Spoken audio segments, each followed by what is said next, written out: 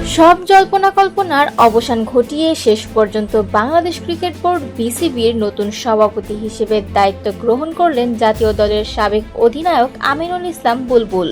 আগামী 4 মাস অর্থাৎ বিসিবির নির্বাচনের আগ পর্যন্ত তিনি বোর্ড পরিচালনার দায়িত্বে থাকছেন। অনেকেই ভাবছেন কে এই আমিনুল ইসলাম বুলবুল। বাংলাদেশ ক্রিকেটের ইতিহাসে এক উল্লেখযোগ্য নাম আমিনুল ইসলাম, যিনি বুলবুল নামে বেশি পরিচিত।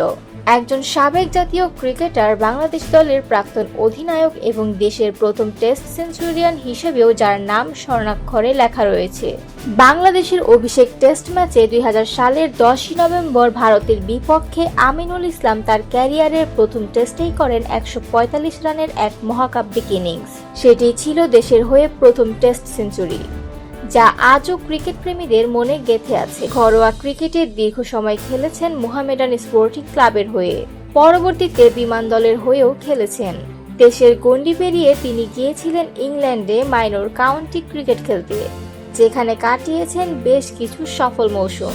এভাবেই তিনি হয়ে উঠেছিলেন প্রথম বাংলাদেশি ক্রিকেটার যিনি ইংল্যান্ডে মাইনর লিগে নিয়মিত খেলেছেন। তবে যতই সাফল্য আসুক, ক্যারিয়ারের মাঝপথে নির্বাচকদের নতুনদের সুযোগ নীতির শিকার হয়ে জাতীয় দল থেকে বাদ পড়েন। সে সময় ফর্মে থাকলেও আর ফিরে আসার সুযোগ হয়নি। অবশেষে অভিমান নিয়ে বিদায় নেন আন্তর্জাতিক ক্রিকেট থেকে। পরবর্তীতে অস্ট্রেলিয়ায় পাড়ি জমান। সেখানে কোচিং কোর্স সম্পন্ন করে একটি ক্লাবে কোচ খেলোয়াড় হিসেবে যুক্ত হন। বাংলাদেশে ফিরে আসার পর আবাহনী লিমিটেড কোচ হিসেবেও কাজ করেন তিনি। তার অভিজ্ঞতা, নেতৃত্ব এবং ক্রিকেট জ্ঞান আজও তরুণ প্রজন্মের অনুপ্রেরণা। ব্যক্তিগত জীবনে বুলবুল একজন শান্ত স্বভাবের মানুষ। দীর্ঘদিনের পরিচিত বন্ধুদের ভেতর থেকেই জীবনসঙ্গী হিসেবে বেছে নিয়েছেন বন্ধুর ছোট বোন জুইকে। মাঠের যোদ্ধা বুলবুল এবার দায়িত্ব নিচ্ছেন প্রশাসনের মঞ্চে।